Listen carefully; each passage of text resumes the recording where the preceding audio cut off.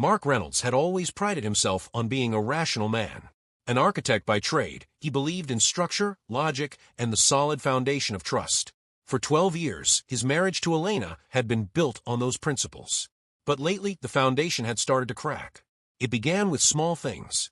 Elena's phone, once carelessly left on the kitchen counter, now lived in her pocket. Her late nights at the marketing firm had multiplied. And then there were the texts, constant, secretive texts that made her smile in ways Mark hadn't seen in months. "Who's that?" he'd asked one evening, watching her fingers dance across the screen. "Just work stuff," she'd replied, turning the phone face down. "You know how demanding this new campaign is." Mark wanted to believe her. God, how he wanted to believe her. But the distance between them had grown palpable, like a third presence in their bed at night. Their intimacy, once passionate and frequent, had dwindled to obligatory encounters that left him feeling more alone than satisfied. The name, Daniel, started appearing in their conversations more frequently. Daniel from work. Daniel who was so creative. Daniel who really understood the vision for the campaign. Mark had met him once at a company party, tall, well-dressed, with the kind of easy confidence that made people gravitate toward him. "I need to work late again tonight," Elena announced on a Thursday evening, barely looking up from her laptop. "Daniel and I have to finalize the presentation." Mark nodded, swallowing the bitter taste in his mouth. He had a business trip planned to Chicago that weekend, 3 days of meetings with a potential client. Part of him wondered if Elena had been counting down the days. That night, lying beside her in the darkness, Mark listened to her breathing. She was awake too, he could tell by the rhythm. He reached out, letting his hand rest on her hip, hoping she might turn to him, that they might bridge this growing chasm between them. Elena shifted slightly, moving away from his touch. "I'm exhausted, Mark. Tomorrow's going to be brutal." "Right," he whispered. "Tomorrow." But tomorrow became the day everything changed. Mark's Chicago client canceled at the last minute a family emergency. He was supposed to leave Friday morning, but by Thursday night, the trip was off. He decided not to tell Elena immediately. Maybe he'd surprise her, take her out to dinner, remind her of what they used to have. Friday evening, Mark pulled into their driveway earlier than usual. Another car sat parked out front, a sleek BMW he recognized from a company parking lot. Daniel's car. His heart hammered as he let himself in quietly. The house was silent except for the faint sound of voices upstairs. Laughter. Low, intimate conversation coming from behind their bedroom door. Mark's hand trembled as he reached for the doorknob. It was locked. Mark stood frozen at the locked bedroom door, his hand still gripping the knob. Every rational thought evaporated, replaced by a primal surge of betrayal and rage.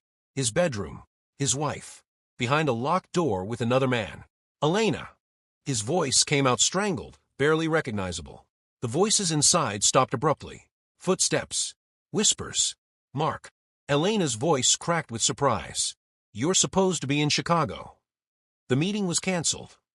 His words were ice. "Open the door, Elena. Now. Just give me a second." A second. She needed a second. Mark's fist connected with the door frame, the impact sending a shock of pain through his knuckles. 12 years of marriage, and she needed a second to compose herself after being caught with another man. "I'm calling a locksmith," he said, pulling out his phone. "Or I'm breaking this door down. Your choice." "Wait. Mark, please, it's not what you think." "Then what is it, Elena? Because from where I'm standing, my wife is locked in our bedroom with another man. Please, enlighten me about what I'm misunderstanding." More whispered conversation inside. Mark pressed his ear against the door, trying to make out the words, but they were too muffled. His imagination filled in the blanks with images he couldn't unsee. Elena in Daniel's arms, their bodies tangled in sheets that still smelled like Mark's cologne. Finally, the lock clicked. The door opened crack, and Elena's face appeared, flushed and guilty. She'd changed clothes, Mark noticed. She'd been wearing her work blouse when he'd kissed her goodbye that morning. Now she wore a silk robe, the one he'd bought her for their anniversary. "Let me explain," she started, but Mark pushed past her into the room. Daniel stood by the window, fully dressed in an expensive suit, looking remarkably composed for a man caught in another man's bedroom.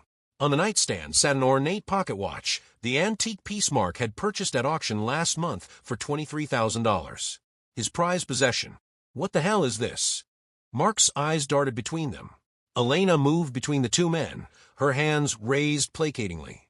"Mark, I know this looks bad, but you have to listen to me. Daniel came here to show me something about your watch. My watch. Mark's laugh was hollow. You locked yourself in our bedroom to look at my watch. I can explain, Daniel interjected, his voice maddeningly calm. You don't get to speak, Mark snarled. You don't get to say a goddamn word in my house, in my bedroom. Elena grabbed Mark's arm. He's been lying to everyone at work. About me. About my promotion. He's been sabotaging me, Mark, and I needed proof. Mark stared at his wife, trying to process her words through the red haze of his anger. So you what? Invited him here? Locked yourself in our bedroom with him? While I was supposed to be out of town. I needed him to confess. I knew he wouldn't in the office. Too many cameras, too many witnesses. Elena pulled her phone from her robe pocket. So I told him I wanted to see his watch collection, that I was interested in buying something similar for you. I flirted a little, made him think. Made him think what, Elena? She had the decency to look ashamed. That maybe I was interested in more than watches. The room spun. Mark gripped the edge of the dresser, his knuckles white. Mark Reynolds had always prided himself on being a rational man. An architect by trade, he believed in structure, logic, and the solid foundation of trust. For 12 years, his marriage to Elena had been built on those principles. But lately, the foundation had started to crack. It began with small things. Elena's phone, once carelessly left on the kitchen counter, now lived in her pocket. Her late nights at the marketing firm had multiplied. And then there were the texts, constant, secretive texts that made her smile in ways Mark hadn't seen in months. "Who's that?" he'd asked one evening, watching her fingers dance across the screen. "Just work stuff," she'd replied, turning the phone face down. "You know how demanding this new campaign is." Mark wanted to believe her. God, how he wanted to believe her. But the distance between them had grown palpable, like a third presence in their bed at night. Their intimacy, once passionate and frequent, had dwindled to obligatory encounters that left him feeling more alone than satisfied. The name Daniel started appearing in their conversations more frequently. Daniel from work. Daniel who was so creative. Daniel who really understood the vision for the campaign. Mark had met him once at a company party, tall, well-dressed, with the kind of easy confidence that made people gravitate toward him. "I need to work late again tonight," Elena announced on a Thursday evening, barely looking up from her laptop. "Daniel and I have to finalize the presentation." Mark nodded, swallowing the bitter taste in his mouth. He had a business trip planned to Chicago that weekend, 3 days of meetings with a potential client. Part of him wondered if Elena had been counting down the days. That night, lying beside her in the darkness, Mark listened to her breathing. She was awake too, he could tell by the rhythm. He reached out, letting his hand rest on her hip, hoping she might turn to him, that they might bridge this growing chasm between them. Elena shifted slightly, moving away from his touch. "I'm exhausted, Mark. Tomorrow's going to be brutal." "Right," he whispered. "Tomorrow." But tomorrow became the day everything changed. Mark's Chicago client canceled at the last minute, a family emergency. He was supposed to leave Friday morning, but by Thursday night, the trip was off. He decided not to tell Elena immediately. Maybe he'd surprise her, take her out to dinner, remind her of what they used to have. Friday evening, Mark pulled into their driveway earlier than usual. Another car sat parked out front, a sleek BMW he recognized from the company parking lot. Daniel's car. His heart hammered as he let himself in quietly. The house was silent except for the faint sound of voices upstairs. Laughter. Low, intimate conversation coming from behind their bedroom door. Mark's hand trembled as he reached for the doorknob. It was locked. The three of them stood in tense silence, the weight of revealed truths pressing down like a physical force. Mark moved to the window, needing distance from both of them, needing air that didn't taste like betrayal and misunderstanding. "What happens now?" Daniel asked, his earlier confidence shattered. "With the recording?" Elena's jaw tightened. "You do exactly what I told you. Monday morning, you confess to the partners. You tell them everything you've done, the stolen ideas, the rumors, all of it. You resign quietly, with a recommendation letter for me. Or I bury you. That's blackmail." "That's justice," Mark interjected, his voice cold. "And you're getting off easy. If I had my way, you'd leave here in an ambulance." He turned to face Daniel fully. "But my wife has a plan, and apparently she doesn't need me for it. So here's what you're going to do instead. You're going to leave our house. You're going to sign whatever she asks you to sign. And if I ever see you near her, near our home, or hear your name in connection with my wife again, I won't be as rational as I'm being right now." Daniel nodded quickly, moving toward the door. Elena blocked his path. "The watch," she said. "Why did you really come here today? You could have confessed over the phone." Daniel's face flushed. I thought you were interested. The text you sent, the way you talk about wanting to see my collection. I thought this was about more than work. So you came to my home, knowing my husband would be away, hoping to seduce a married woman." Elena's voice dripped with disgust. "And you wonder why I needed to record you. You're exactly the kind of man who'd lie his way out of anything." "Get out," Mark said, opening the bedroom door. "Now." They watched Daniel leave, heard the front door close, heard his BMW roar to life, and disappear down the street. The silence that followed was deafening. Elena sank onto the bed, her head in her hands. "I've ruined everything, haven't I?" Mark didn't answer immediately. He moved through their bedroom, this space that had been violated, not by infidelity, but by deception, by secrets, by the unraveling of trust that had taken years to build. "Tell me everything," he said finally. "From the beginning. No more secrets." So Elena told him. About noticing her ideas appearing in other people's presentations.